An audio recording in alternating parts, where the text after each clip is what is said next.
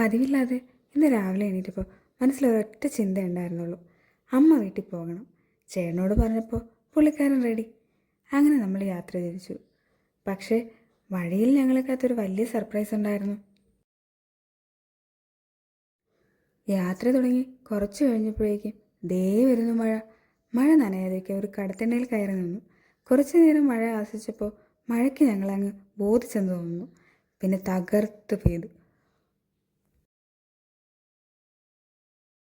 ഒടുവിൽ 1.5 മണിക്കൂർ അവിടെ കുടുങ്ങി. മഴ തോരുന്ന ലക്ഷണവുമില്ല. ചേട്ടൻ വണ്ടിയിൽ പുറകെ വരാമെന്ന് പറഞ്ഞു. അങ്ങനെ ഞാനും മോളും കൂടി ഒരു ഓട്ടോ പിടിച്ച് വീട്ടിലേക്ക് വിട്ടു. മഴ കാരണം ഓട്ടോയൊക്കെ ഫുൾ കവർ ചെയ്തിരിക്കുകയായിരുന്നു. എങ്കിലും അതിൻ്റെ ഇടയിലൂടെ പുറത്തെ കാഴ്ചകളൊക്കെ കണ്ട് മോൾ ഭയങ്കര ഹാപ്പിയായി. മോൾക്കിന്ന് പതിവില്ലാത്ത സന്തോഷമായിരുന്നു. കാരണം മറ്റൊന്നുമല്ല, കുറച്ച് മഴയൊക്കെ നനയാൻ പറ്റിയല്ലോ. പിന്നെ നാട്ടിൽ തൻ്റെ കൂട്ടുകാരൊക്കെ കാണാമല്ലോ എന്ന ത്രില്ലിലായിരുന്നു കക്ഷി. അങ്ങനെ വീട്ടിലെത്തി അമ്മ ഉണ്ടാക്കിയ ചൂടൂണും കഴിച്ച് കുറേ കഥകളൊക്കെ പറഞ്ഞ് സമയം പോയതറിഞ്ഞില്ല. വൈകുന്നേരമായപ്പോഴേക്കും തിരികെ പോകാൻ സമയമായി.